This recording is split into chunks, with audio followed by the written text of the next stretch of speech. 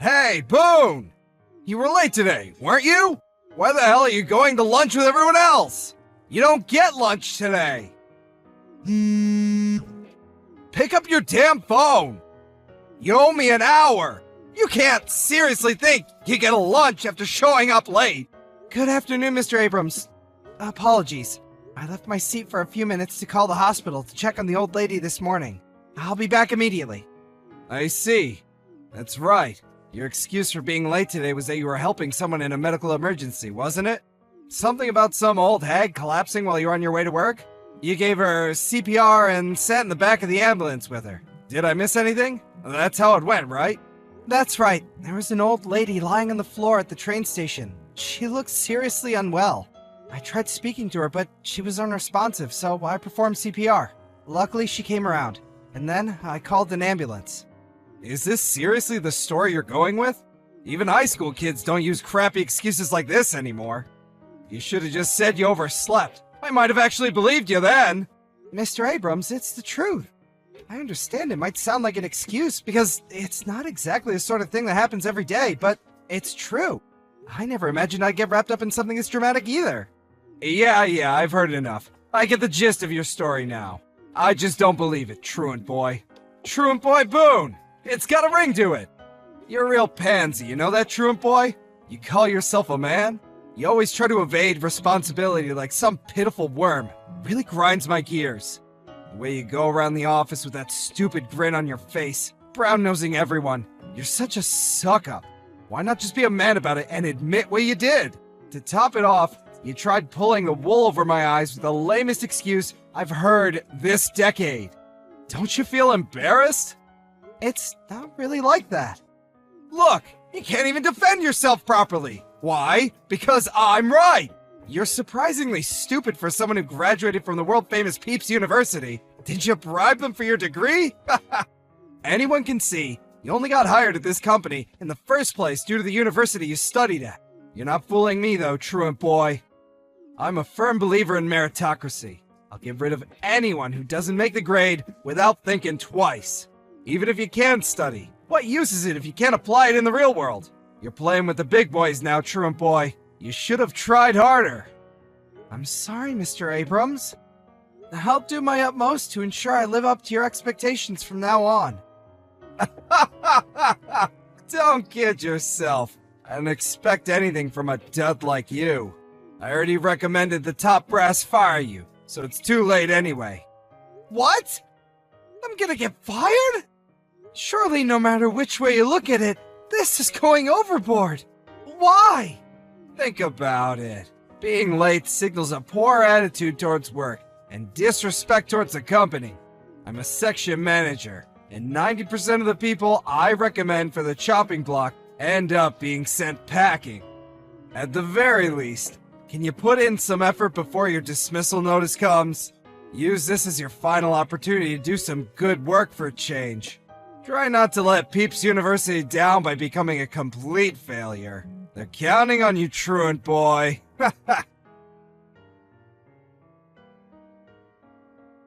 Boone, what time can I expect to see those files I asked you to get done? They should be done within the hour. Great. That leaves plenty of time then. Plenty of time? I need you to format, edit, check, and submit the PowerPoint slides in my shared folder. Just to confirm, do you mean you want all this done today? Yes, today. Why? Is that gonna be a problem? There's no easy way to tell you this, so I'm just gonna come out with it. I'm celebrating an important occasion with my family today, so I'll be leaving at my regular home time. Besides, even if I got started on the files right now, it's doubtful I'd get them done by the end of the day. Is tomorrow really not possible? An important celebration with your family? You can do that whenever you like. And I need these files dealt with today, so you don't have permission to leave early. It's a man's job to work and make money. You can deal with your insignificant family crap once you've submitted the files. Your family can wait, but your job can't. Oh, and it would be in your best interest not to lie and try to wiggle your way out of doing your duties. You miserable worm. You know full well you can get this done by the end of today. This is a direct order. Do I make myself clear? Please, sir, it's not that I'm saying my job isn't important. Not at all. But to tell you the truth, my family are more important than work. I can't in good conscience do overtime if it means letting them down. Once again, sir, I must insist, even if I was to get started on those files you asked me for right now, they would absolutely, beyond any doubt, take me past home time. Finally, this company doesn't operate on an overtime policy, so I have no obligation to do what you're asking me to from a contractual standpoint. Now, sir, I mean this with the utmost respect, but I just took a look at the files you asked me to complete, and the deadline doesn't seem to be anywhere near as pressing as you seem to be suggesting it is. Are you answering me back again? You just don't give up, do you? Man, am I pleased I advised the higher-ups to fire you. This place is gonna run so much more efficiently with you gone. So, you did report me then? The way I see it, there's one more huge advantage of getting rid of you, which I'm really looking forward to see in effect. Everyone in the department's gonna be so terrified they're next, and so worried about being in my bad books, I'll have my own personal army of obedient worker drones. I can't wait to make an example out of you. They'll be practically begging me for extra work. It's gonna be great! The sooner you're out of here, the better. Huh? You're doing this to make an example of me? It's not really that, but it's a big part of it. And really? Huh? That's how you speak to your direct supervisor? Who the heck do you think you are, worm? Are you getting an attitude with me, your boss? Sir, I don't have an attitude. The fact of the matter is, you were late. Now here's the thing, you're useless at the best of times. So really, this is just what I've been waiting for. You talk back to me at every opportunity, you don't do your job, and you're so arrogant, you prevent me from doing mine! You're an obstruction! An obstructive worm! I just can't wait for your name to get called out by HR. I'm almost disappointed I won't be able to watch the announcement in person. I'd bring popcorn. I'm done talking to you. Bye, delinquent. Hey, worm boy, are you alive? I heard you got called into the CEO's office. Did he do it? Did he fire you? Actually, we did talk at great length about a certain person's dismissal. I knew it! LOL! Sucks to be you! I guess I was wrong. I thought HR would deal with you, but it looks like word made it right to the top instead. Looks like I wasn't the only one in this company who was sick of your attitude, huh? Imagine getting fired after trying to play the saint with some lazy excuse. You're so lame. Out of all my subordinates, past and present, you're probably the lamest dude I've ever managed at this company. My stomach hurts. Do you seriously think I'd fire the man who saved my mother's life? Who the hell do you think you are to act like this at my company? Huh? What's this? What are you even talking about, worm boy? Did you lose your mind? Did you finally crack under all the pressure? Phone call, 10 seconds. As I just told you on the phone, you need to get back at the office at once. Mr. President, sir. Why are you? Did I not just tell you? Boone saved my mother's life. I heard about how you were sending him all sorts of unpleasant messages using your company phone. So I asked him to pass me his. I'm sorry, sir. I'm really sorry, but I'm not sure what you mean. What does Boone have to do with your mother, sir? You're aware of why Boone was late the other day, are you not? Yes, I'm aware. Then you know full well what I mean, Sam. Go on, take a shot in the dark. I'm terribly sorry, sir. Other than something about helping an elderly person, I don't remember. The elderly person was my mother. Oh, I see. That explains everything. Wow, to think Boone saved your beloved mother's life. He's such a hero. What an incredible, selfless man. That's right, he is. I'll admit that there are times when the quality of his work can leave a little something to be desired. But putting that aside, he's a good man with a good heart. It's an honor to have him at my company, and I intend to keep him here as long as possible. Yes, as you say, sir. My own thoughts echo your sentiments. I've always said this about him. He's a great man. A real pleasure to be around. We're lucky to have him. The longer he's with us, the better, I say. What the hell are you talking about, Sam? From what I've heard, you didn't believe him in the slightest. Not only that, but you attempted to use his lateness that day as pretext to have him fired. No. That's all wrong. Which part is wrong? Well, you see, the thing is, Mr. Benson, I saw the report you filed with HR about how you claimed his attitude towards work is poor, about how he lacks the skills required to do his job properly. Ring any bells? When I had HR conduct an investigation, it turns out the reality was the exact opposite of what you wrote. His reputation is stellar, one of the best at the company. So, I think it's fair to say that what you've done here is file a false report, isn't it? No! It's not fair to say that at all! In fact, it couldn't be more unfair! Boone's got everyone fooled! He's been bullying and harassing me in secret this whole time! Are you just making excuses?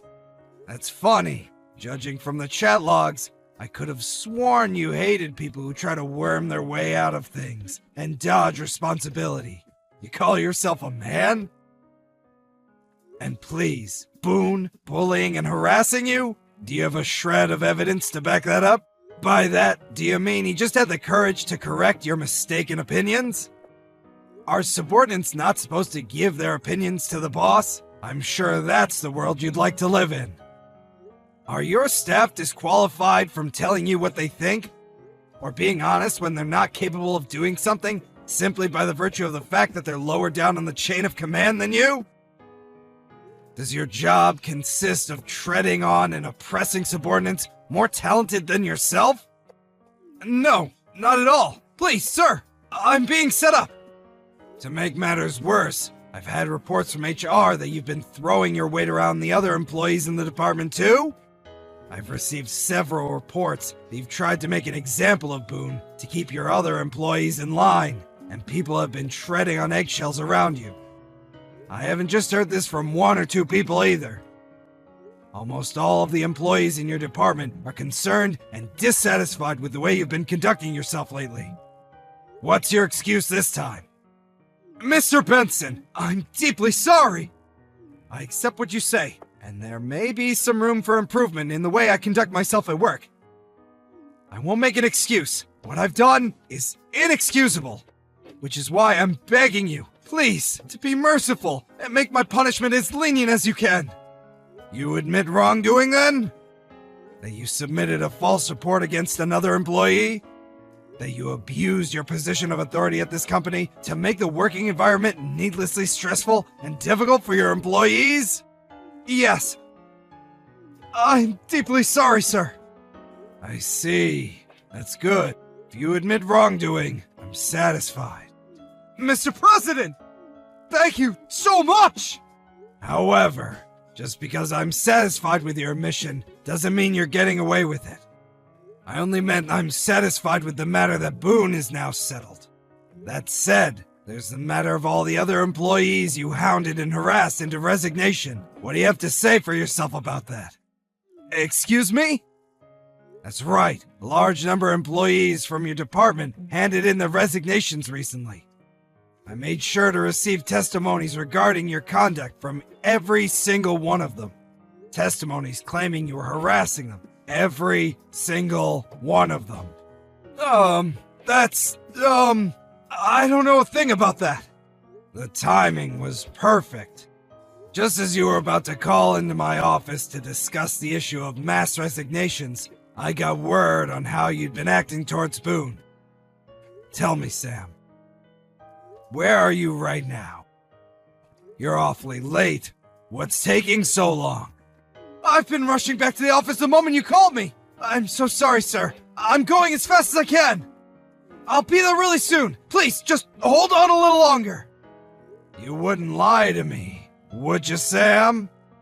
It's the truth! Interesting. Is that hamburger tasty? Huh? The window, behind you. When I headed out to the store to buy myself a drink after I handed Mr. Benson my phone, I spotted Mr. Abrams in a restaurant 30 seconds away from the office, with a hamburger in one hand and his phone in the other. Given the situation, I thought it was best to report it to Mr. Benson. By that point, Mr. Abrams was so late back from his lunch that we decided we should go out and look for him. When he realized the company president was standing right behind him, he darted outside the restaurant faster than I thought it was possible for any human being to move. He was swiftly taken to the president's office, where all of the ex-employees who accused him of misconduct were waiting. With that, the meeting began. As his past misdeeds were laid before the president one by one, Mr. Abrams sat nervously in the corner, biting his nails and sweating profusely. His punishment? Amazingly, he didn't get fired, but he was demoted back down to the rank of a regular employee. Normally, offenses this severe would lead to dismissal. But it seems like Mr. Benson didn't feel comfortable letting a man like Sam Abrams loose on society. On top of that, as the one who promoted him to the position of power in the first place, he also felt a degree of responsibility. After the meeting, he said he intended to whip his errant subordinate back into shape himself. To Mr. Abrams, an ex-section manager with a lot of pride and a big ego, I think being demoted and suddenly being on equal footing with me and the other regular employees was even more painful for him than losing his job. I found out later that Sam Abrams had a long history of harassing his subordinates, and had been doing it since before I joined the company. In total, he'd caused almost 10 employees to quit. These employees all received compensation, in the form of a lump sum deducted from Mr. Abrams' salary. The man himself is currently holed away in a tiny room at the back of the office, working as a member of the clerical staff, and is occasionally required to do odd jobs around the building for the other employees. There's something deeply satisfying about the man who used to make your life a living hell being forced to make you cups of coffee. LOL. Obviously, he deserves everything and is only himself to blame, so I don't have an ounce of sympathy for him.